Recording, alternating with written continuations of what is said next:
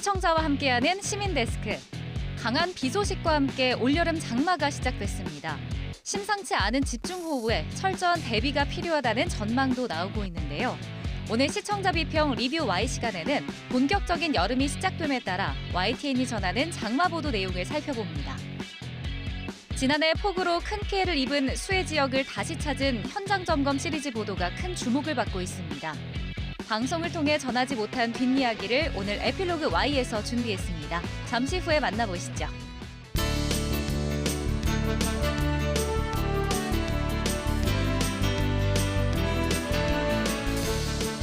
시청자 여러분 안녕하십니까, 김영수입니다. 이제 본격적인 장마가 시작된 것 같습니다. 비 피해 소식이 잇따르고 있는데요. 올여름은 좁은 지역을 중심으로 게릴라성 폭우가 내린다고 합니다. 짧은 시간에 비가 집중되는 만큼 침수 피해 위험도 높아질 수밖에 없습니다. 도심 침수뿐만 아니라 인명사고로 이어지는 안타까운 상황 반복되지 않도록 각별한 주의가 필요하겠습니다. 그럼 이번 주 시민데스크는 시청자 비평 리뷰 Y로 시작하겠습니다.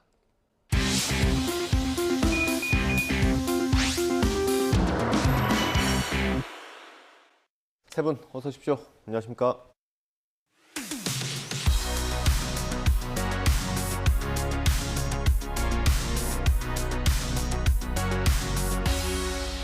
네, 시청자 비평 리뷰 Y 시작하겠습니다. 먼저 조수진 시청자 평권이 가져오신 오늘의 주제부터 들어봅니다. 올해 장마가 시작됐습니다. 이번 장마는 역대급 장마가 될 것이라는 전망이 나오고 있는데요. 기후변화로 그동안 경험해보지 못한 기상이변 현상이 곳곳에서 나타나고 있습니다. 장마 기간에 발생하는 보도는 정확한 정보 제공과 또 피해를 미리 예방할 수 있도록 돕는 역할이 중요한데요.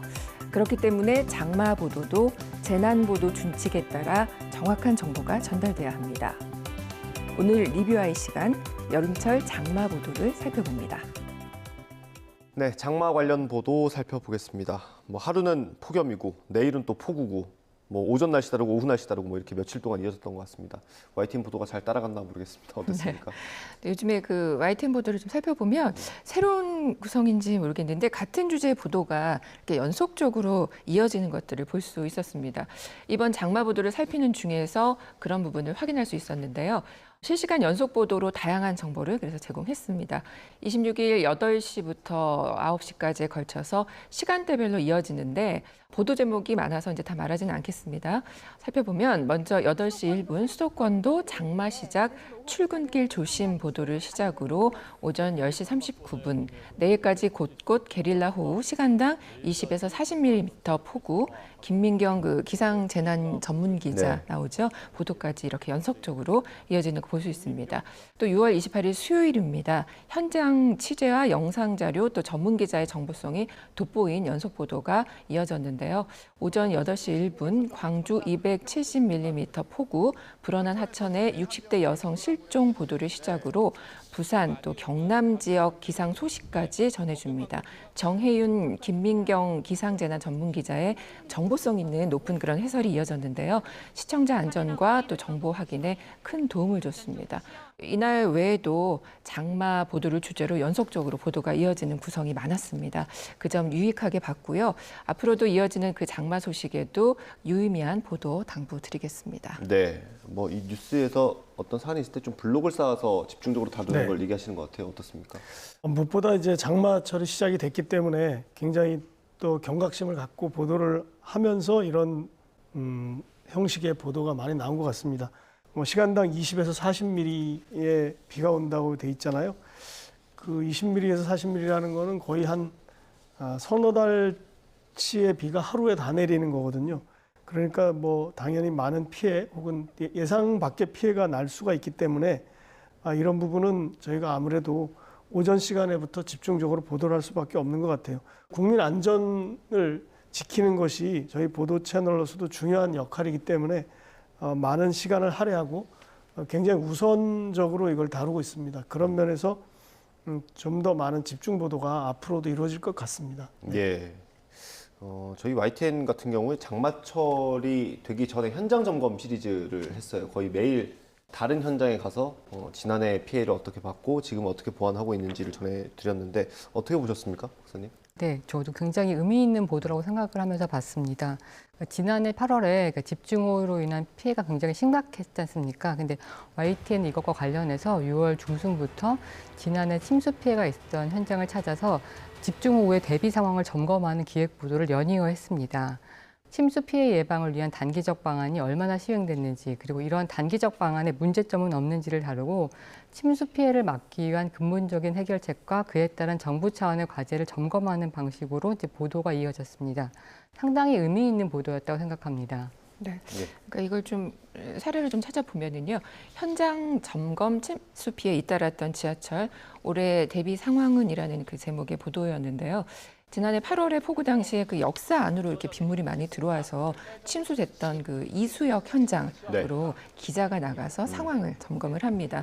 뭐 이게 이수역의 시설뿐만 아니라 서울시 지하철역 전체 그 출입구의 설치 여부 이런 것도 알렸고요. 또 미설치된 곳이 어디인가, 예를 들면 뭐 역삼역도 있고요, 동묘 앞역도 있었고요. 이런데 이제 그 설치가 안 됐다라는 그런 사실도 공개했고요. 또 전체 현장의 상황을 구체적으로 검토하고 있어서 매우 인상적이었습니다. 또한 인력 충원의 필요성도 알리면서 현장 대응의 한계를 최소화할 수 있는 그 재원을 추가를 해서 참 의미가 있었다고 보입니다. 네, 서울 동작구 남성 사계시장을 찾은 보도도 있었는데요. 전통시장만의 특성을 고려한 전문가 조언을 들어볼 수 있었습니다.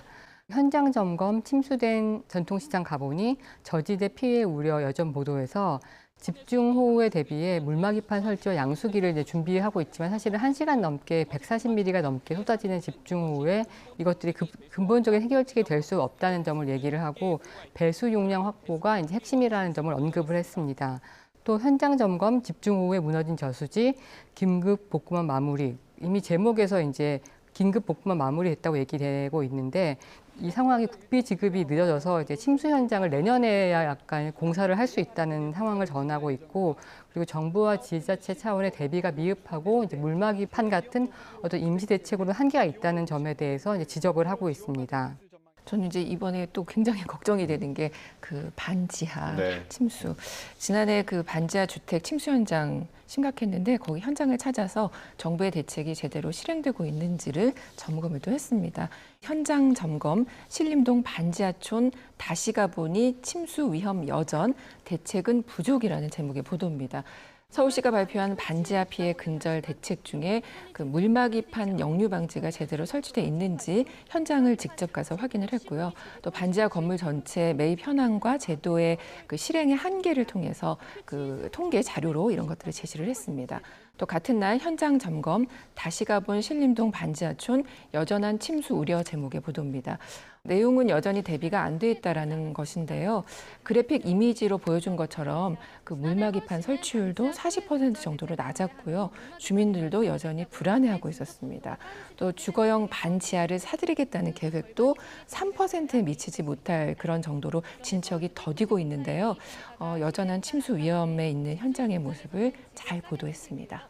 현장을 점검하는 보도 상당히 의미가 있었지만 그런데도 약간 일부 보도를 보면은 요식적 차원에서 정부의 입장을 전달하는 것에 그치는 경우가 있어서 그런 부분이 좀 아쉬웠습니다. 현장 점검 다시 만난 구룡마을 수재민들 비 온다 말만 들어도 걱정. 보도를 보면요. 배수로가 막혀서 작년에 이제 수해가 있었고 이제 그와 관련해서 강남구청에서 배수로를 정비를 했지만 여전히 벽이 무너져 있어서 생긴 돌덩이들이 쌓여 있거나 아니면 축대를 이제 원래 돌로 세워야 되는데 그게 아니라 모래주머니로 약간 임시로 쌓은 듯한 곳들도 많아서 비가 많이 올 경우에 이제 범람의 우려가 있어 보인다고 이제 전하고 있습니다. 그리고 이제 원래 수해 취약 지역에 설치되고 있는 이제 물막이판 같은 경우도 없다고 같이 전하게 되는데요. 이와 관련해서 구청 입장을 전하는데 그 구청의 입장은 이제 이 구룡마을 주택 대부분이 이제 무허가라서 물막이판 설치가 어렵고 이제 마을을 그 매주 한두 회씩 마을을 순회를 하면서 살펴보고 있다라고 전하고 있습니다. 사실은 이제 무허가에서 어렵다라는 구청의 답변 같은 경우에는 배수로가 정비되지 않은 상황이라든지 아니면 임시로 쌓은 듯한 모래 축대에 대한 답변이라고는 좀 보기 어려운데요. 이제 추가로 질문 없이 그냥 공무원 답변만 내보냈는데 어떤 근본적인 문제에 대한 이제 해결책에 대해서 답을 듣지 않고 그냥 공무원의 어떤 면피성 발언을 형식적으로 전달하는 보도처럼 비춰져서 좀 아쉬웠습니다. 네, 저희가 하는 토론이 끝나면 에필로그 Y라는 프로가 시작을 하는데 거기에 현장 점검 취재를 했던 김다현 기자가 이번에 나온다고 합니다. 취재 뒷얘기까지 들을 수 있으니까요. 그걸로 확인하시면 될 것 같고요. 대부분의 뉴스가 이제 수도권에 집중이 되는데 사실 재난재해는 지역을 가리지 않잖아요. 그래서 또 지역을 살펴봐야 되는데 YTN 보도 어땠는지 궁금합니다. 저도 사실 이제 가까운 지인 중에 작년에 포항에서 피해를 입은 분이 계셨거든요. 근데 얘기를 들었는데 정말 순식간의 일이라고 이렇게 말씀을 하시더라고요. 그래서 여기 이제 보면 뉴스에 현장 점검에도 나옵니다. 흰남노 참사, 포항 수해 현장, 비 오면 바깥만 봐 제목의 보도가 그 우려를 담았는데요. 그런데 개인이 알아서 해결해야 하는 일들이 많아서 어려움들을 호소하는 것들을 볼 수 있었습니다. 시민의식 중요하지만 정부, 지자체 차원의 대비책도 언론이 꾸준히 강조해야 할 것으로 보입니다. 또 6월 20일 보도입니다. 현장 점검, 코앞 닥친 장마, 산사태 복구는 아직이라는 보도에서도 그 작년에 산사태가 발생한 강원도 횡성을 찾아서 당시 취재했던 상황을 설명하면서 복구 상황을 점검하는 모습 보여줬습니다. 발생 원인과 현장 모습을 영상으로 비교하면서 복구가 이루어지지 못한 점을 지적을 했고요. 또 현장 경험이 많은 기자의 풍부한 해설도 인상적인 그런 보도였습니다. 또한 그 시청자 제보로 공개된 거죠. 주택 뒷산 낙석의 유리창 파손, 민원 제기하자 방치라는 제목의 보도입니다. 주택가 뒤 공사 현장을 보여주거든요. 근데 낙석 피해로 민원을 제기하자 안전 조치 없이 공사 현장을 방치해서 장마철이 걱정된다라고 전합니다. 두 현장 모두 책임 기관, 그러니까 지자체, 시공사 이런 기관의 소극적인 대처로 산사태 위험에 그대로 노출돼서 보였거든요. 그래서 지난해 폭우로 인해 발생했던 산사태 피해가 컸던 점을 상기해 보면 자연 재난의 피해가 결국에는 또 인재였다라는 후에 이거 반복하지 않도록 현장 대비의 문제를 좀 빠르게 지적해준 보도였습니다. 네, 관련 보도를 보면은 이제 어떤 수해 지역을 점검한다든지 위험 지역을 점검한다는 의미는 현재의 상황을 전달하고 이제 예방과 대비를 한다는 의미가 있습니다. 앞서 평가원님께서 말씀하신 것처럼 정부 차원의 대책이 그 어느 때보다 중요하다고 할 수 있는데요. 기사에서 정부 당국에 대해서 재해 예방과 관련해서 이제 대책을 묻거나 이제 답변을 듣는 과정들이 있는데 이 경우도 대책에 대한 내용을 이제 국민들한테 알리는 의미도 있지만은 정부 당국의 각성을 촉구하고 대책을 세워달라고 얘기하는 의미가 있습니다. 그런 면에서 정부 당국의 입장을 들을 때 좀 핵심을 찌르는 질문들을 하는 것들이 좀 필요할 것 같다는 생각이 들고요.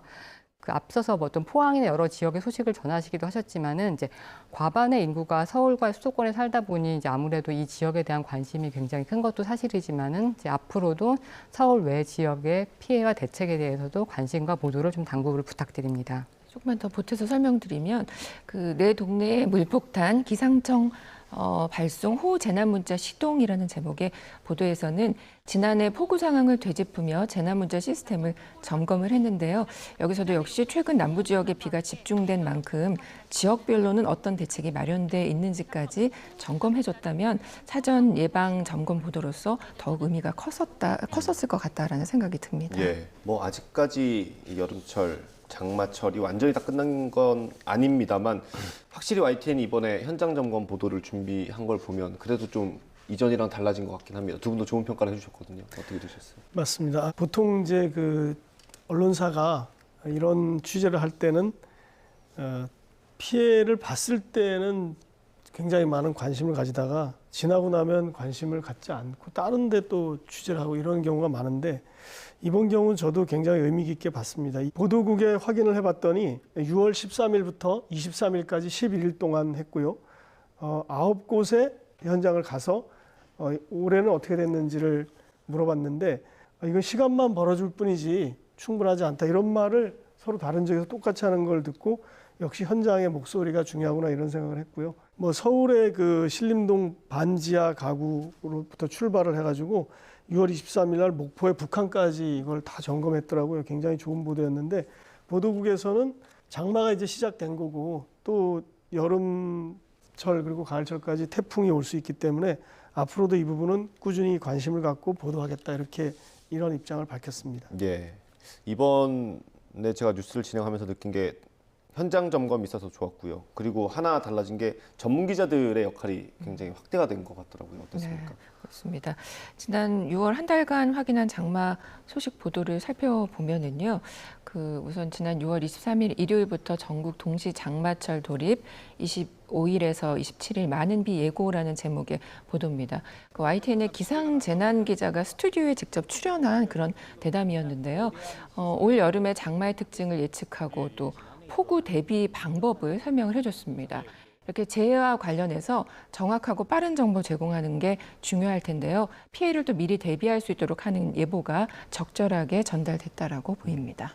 10일 여름 재난은 폭염, 장마만, 벼락, 우박의 호우까지라는 제목의 보도에서는 정의윤 기자가 여름철 자연재해의 예를 벼락, 우박 등으로 확대해서 살피면서 최근의 기상 이변 현상, 낙뢰도 있고요, 우박 빈도 굉장히 증가했고 또 장마 후의 강수량 증가 이런 것들의 원인을 설명을 하고 여름철 기상을 전망했는데요. 기상 재난 대비를 위해 필요한 현장의 문제를 알리고 기상 변화의 내용을 설명해서 시청자 또 기관의 대비가 필요하다라는 사실을 재차 강조해서 아주 유익했습니다. 네. 이게 비가 많이 와서 위급한 상황에 처했을 때 어떻게 대처를 해야 되는지 이런 것들은 아마 전문가를 통해서 많이 저희가 전해드렸던 것 같은데 제가 했던 인터뷰도 보셨나 봐요. 네. 박사님. 네, 개인이 실천할 수 있는 구체적인 대비책을 소개한 보도도 상당히 눈에 띄었는데요. 도심의 차속이라든지 산간 지역 그리고 저지대 주택가 등 여러 상황에서 이제 폭우나 침수를 이제 맞닥뜨릴 수 있는데요. 그 상황에서 이제 어떻게 대응을 해야 되는지 구체적인 행동 요령을 알려준 점도 도움이 됐습니다. 침수되고 물웅덩이 빠지고 장마철 안전운전법, 그러니까 이성열 삼성교통안전문화연구소 연구원과의 대담인데요. 제가 비가 많이 내리는 날 이제 안전한 운전 방법을 잘 설명해 줬습니다. 그러니까 운행 속도라든지 타이어에 대한 점검에 대한 정보뿐만 아니라 차량이 침수되는 상황에서 이제 대처 방안과 이제 보험을 통한 보상 방법들도 소개를 해 주었습니다. 또 21일 보도입니다. 타이어, 브레이크 등 와이퍼 점검 필수, 또 장마철 차량 관리 요청이라는 제목의 보도에서는 개인 차원의 대비 방법을 알렸는데요. 자동차 타이어, 또 전조 등, 브레이크 등, 배터리, 와이퍼 등 차량 관리의 필요성을 알려줬습니다. 비가 올 때 시야 및 제동거리 확보를 위해서 필요한 준비 작업이라는 사실을 전문가 의견으로 알려서 사전 점검이 필요하다는 사실을 강조해줬습니다. 시청자도 어렵지 않게 준비할 수 있도록 시기에 맞게 잘 전달해줬습니다. 네. 알겠습니다. 그럼 오늘 리뷰와의 내용 정리 한번 해보겠습니다. 이것만은 꼭 시간입니다. 평가원님부터 한 줄 요약 들어보겠습니다. 피해 지역 상황을 담은 제보 영상, 정확성도 중요하다. 재난 상황에서 갑자기 나타나는 상황을 기자가 다 취재할 수는 없고요. 또 그 화면을 순간 담기는 어렵죠. 그러다 보니까 이제 전국 곳곳에서 시청자들이 현장을 생생하게 담은 영상을 제보합니다. 이제 뉴스에서 시청자 제보 영상 송출이 자연스러운 현상인데요. 중요한 건 제보 영상을 받아서 빠르게 전하다 보니까 확인 절차가 없어서 실수하는 경우도 종종 있습니다. 장마 기간이 계속되면서 곳곳에서 이런 제보 영상이 더 많아질 겁니다. 빠른 것도 중요하지만 정확하게 확인하는 절차 꼭 거치시기 바랍니다. 네, 알겠습니다. 다음 이선민 박사님 들어보겠습니다. 집중호우 피해 근본적 원인과 대책 살펴주기를. 최근 이어지고 있는 집중호우는 예년에 우리가 알던 장마가 아닙니다. 집중호우의 원인으로 꼽히는 기후위기 상황을 꾸준히 주목해 주시고 관련한 근본적 원인과 대책을 전해주시길 부탁드립니다. 네, 오늘 리뷰와의 순서는 여기서 마치도록 하겠습니다. 오늘 세 분 말씀 잘 들었습니다. 감사합니다.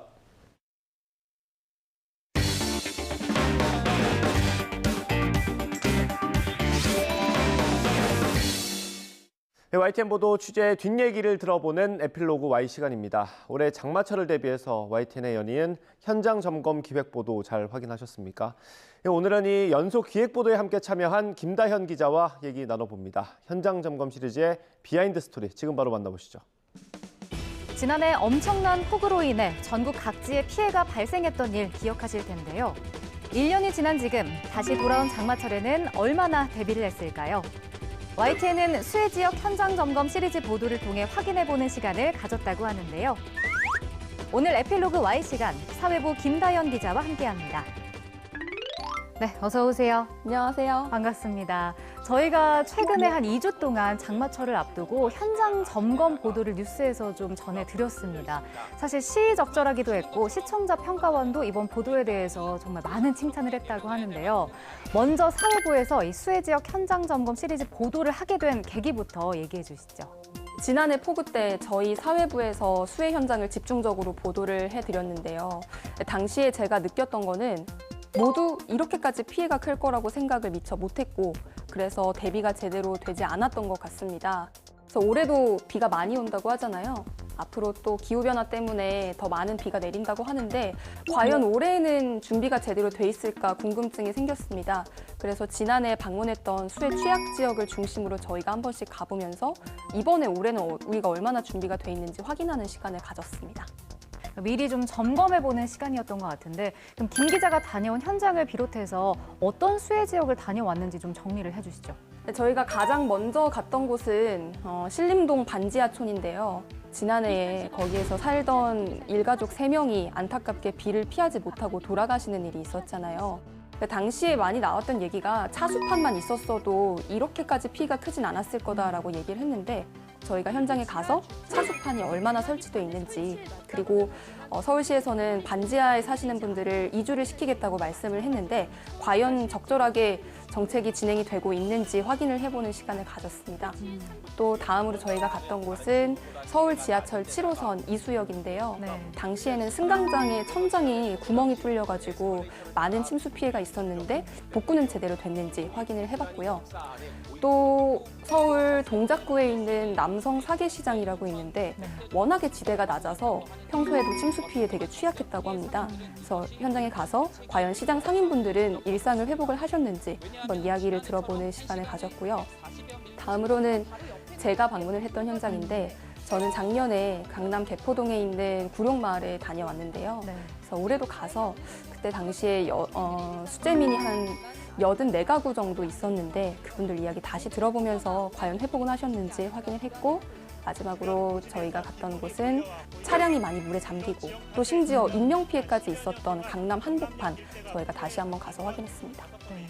사실 수해 지역이 한두 곳이 아니어서 어딜 취재해야 할지 고민이 많으셨을 것 같은데 지금 얘기해 주신 그 현장들을 취재한 그 이유가 있었을까요? 첫 번째로는 당연히 수해 취약 지역을 중심으로 방문을 했고요. 그래서 수해 취약 지역이라고 한다면 저지대에 있어서 물이 빨리 그리고 많이 고이는 지역이고요. 또 개포동 구룡마을처럼 주택 자체가 낡거나 오래돼서 물이 들어찼을 때 버틸 만한 힘이 없는 지역들을 중심으로 저희가 찾아갔습니다. 네. 다음으로 저희가 선정 기준으로 삼았던 것은 많은 사람들이 다니는 곳입니다. 그런 곳에서 침수 피해가 있으면 사회가 마비될 뿐만 아니라 또 인명 피해가 있기 때문에 저희가 그런 현장을 중점적으로 다녀왔습니다. 자, 앞서 김 기자가 구룡마을을 방문했다고 얘기를 해주셨는데 작년에 이곳에 어떤 피해가 있었는지 좀 구체적으로 한번 얘기를 해주시죠. 구룡마을 보면은 말 그대로 구룡산 바로 아래에 있기 때문에 구룡마을이라고 불리는 건데 그래서 이 지형을 보시면 밑으로 갈수록 점점 더 지형이 이렇게 낮아집니다. 그래서 비가 내리면 위에 토사들이 아래로 쓸려 내려오고 심지어 윗마을 주민들이 사용하는 가구나 가전제품들이 밑으로 떠 내려오는 그런 구조거든요. 네. 이 가전제품들이 배수로를 가로막으면서 이 배수로가 제 기능을 못했고 그래서 물이 범람을 했는데요. 피해를 입었던 주택을 갔는데 진흙이 그렇게까지 들어차 있어가지고 그거를 퍼내고 해도 끝이 안 나는 거예요. 그래도 복구는 해야 되니까 하시는데 변화가 너무 더뎌가지고 힘들어했던 기억이 납니다. 네. 저도 지금 이야기를 들으니까 작년에 보도를 했던 내용이 좀 생각이 조금씩 나는 것 같은데 그럼 1년이 지나고 구룡마을을 다시 찾았을 때 좀 어떻게 복구가 많이 됐나요? 현장은 어땠나요? 당시에 수재민이 84가구가 있었을 만큼 피해가 컸던 현장인데 지금은 어느 정도 일상생활을 하시는 것 같았습니다. 하지만 완벽하게 복구가 되지는 않았는데 예를 들자면 구청이 나와서 배수로 정비를 했다고는 하거든요. 그래서 지난해보다는 확실히 많이 치워지긴 했는데 여전히 큰 돌덩이가 배수로 한가운데 있다거나 아니면 주민들이 사용하시는 가전제품들이 아직도 놓여 있다거나 해서 만약에 작년만큼 큰 비가 온다면 과연 배수로가 이번엔 재기능을 할 수 있을까라고 했을 때 좀 의문이 들기도 했고요. 주민의 협조를 받아서 집안에 또 들어가 봤는데 방바닥에 엄청나게 큰 구멍이 아직도 나 있는 거예요. 그러니까 최근에도 비가 왔는데 물이 들어차가지고 잠을 주무시기가 너무 어려웠다고. 지난해 수해 피해가 워낙에 컸다 보니까 트라우마가 생기셔가지고 비가 조금만 온다거나 아니면 일기예보를 봤는데 비 소식이 있다거나 하면은 이제 불안해서 잠을 못 주무신다고 합니다. 피해 복구가 완전히 되지 않아서 아직까지 주민들의 불편이 좀 이만저만이 아닐 것 같은데 주민들이 실제로 원하는 이렇게 대책 같은 게 있었을까요? 네, 말씀드렸듯이 이 배수로 문제가 워낙에 커서 주민들도 지속적으로 구청에 민원을 제기는 하고 있다고 하는데요. 이 배수로를 빨리 정비를 해달라는 게 그 개포동 구룡마을 주민들의 가장 큰 요구사항 중 하나고요. 또 무엇보다 좀 안전하게 집에서 살고 싶다라는 생각 누구나 하잖아요. 그래서 개포동 구룡마을 주민분들께서도 좀 비가 왔을 때 걱정 없이 잠을 자고 싶다 이런 기본적인 생각을 하고 계신 것 같습니다. 네, 그러니까 더 큰 피해가 입지 않도록 좀 이렇게 실효성 있는 그런 대책이 좀 마련이 됐으면 하는 그런 바람입니다. 작년에 이어서 이제 두 번째 이번에 구룡마을 취재를 하셨는데 가장 기억에 남는 일도 있었을까요? 지난해에 현장 취재하다가 만난 주민분이 아직도 기억에 나는데 그분께서는 구룡마을에 사신 지가 30년이 넘었다고 하는데 30살 된 외동딸이 있으시대요. 근데 딸을 구룡마을에서 낳아서 초등학교를 보내고 대학교를 보내고 지금 이제 결혼까지 시키셨다고 하는데 그렇게 딸과 아기자기하게 꾸려왔던 생활 터전이 수해 때문에 완전히 무너져 버린 거예요. 그래서 그분께서 진흙을 퍼내고 물건을 꺼내시면서 눈물을 흘리셨는데 그 기억이 아직도 나는 것 같습니다. 네, 올해는 좀 그런 피해가 없었으면 하는 그런 바람입니다. 네, 이번에 기획보도를 통해서 많은 현장을 좀 찾으셨는데 작년과 비교해서 변화가 느껴진 부분도 있었을까요? 네, 서울 지하철이 특히 좀 변화가 느껴졌었는데요. 서울시에 있는 지하철역 대부분에 지금 차수판이 설치가 되어 있고 차수판 높이가 80cm 정도 되는데 그래서 지상으로부터 80cm 정도 물이 차올랐을 때 이를 막을 수 있는 수준으로 저희가 대비가 됐다라고 생각을 했고요. 남성 사계시장 같은 경우에는 저지되어 가지고 물이 정말 빨리 유입이 되거든요. 근데 90% 정도의 점포가 지금 차수판이 설치가 되어 있었고 또 상인분들께서 가장 바라시는 건 물론 차수판도 중요한데 결국에는 배수 용량이 넉넉한 배수 시설을 갖춰야 된다 말씀하시는데 지난해 폭우 이후로 남성 사계시장에는 한 6개 정도의 배수구가 새롭게 마련이 됐다고 합니다. 그러니까 빠르게 좀 대책이 마련된 건 다행인 것 같은데 그래도 반면에 아직까지 변화가 필요한 부분도 있을 것 같아요. 어느 지역이 좀 그럴까요? 일단 지하철을 말씀을 드렸는데 좀 사각지대가 있더라고요. 민간에서 관리를 하는 출구가 따로 있는데 그 출구 같은 경우에는 차수판을 설치를 의무화할 그런 법적 근거가 없기 때문에 아직까지 설치가 되지 않은 걸 확인했습니다. 그 지난해 제가 아주 충격을 받았던 게 강남 한복판에서 길을 걷던 남매가 하수구에 빠져서 안타깝게 돌아가신 일이 있었는데 이런 피해를 막기 위해서 현재 철로 만든 그물망을 하수구 밑에 설치하는 작업이 진행 중인데 아직 설치율이 미비해서 4에서 5%밖에 되지 않는다고 하거든요. 그래서 이런 상황이라면 비슷한 일이 어디서든 일어날 수가 있는 거니까 좀 우려되기는 했습니다.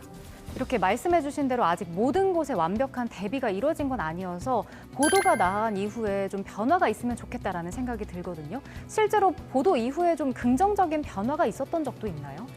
네, 하나 에피소드가 있었는데요. 네. 저희가 신림동 반지하촌에서 현장 중계를 했었는데 당시에 저희가 가장 먼저 지적을 했던 게 차수판을 설치를 한다고 해놓고서는 너무 허술하게 해놓은 거 아니냐.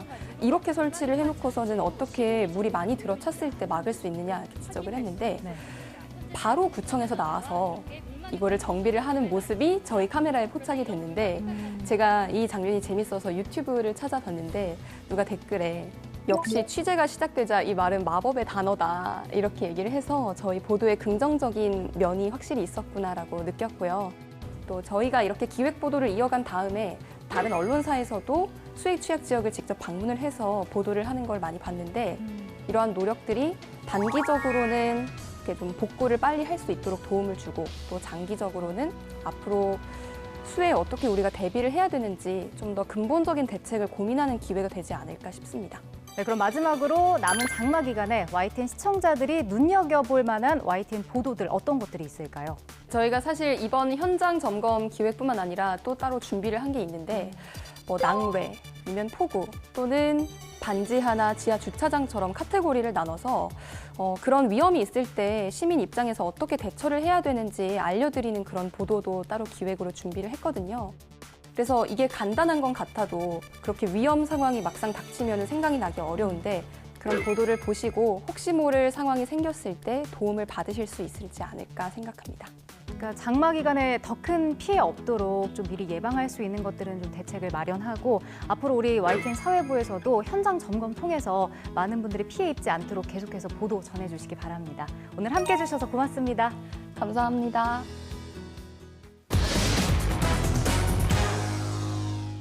시민데스크는 시청자 목소리로 YTN을 더 깊이 되돌아봅니다. 방송에 대한 여러 의견들 SNS와 홈페이지 또 전화로 남겨주시고요. 저희는 다음 주에 다양한 시청자 의견으로 돌아오겠습니다. 시청해주신 여러분 고맙습니다.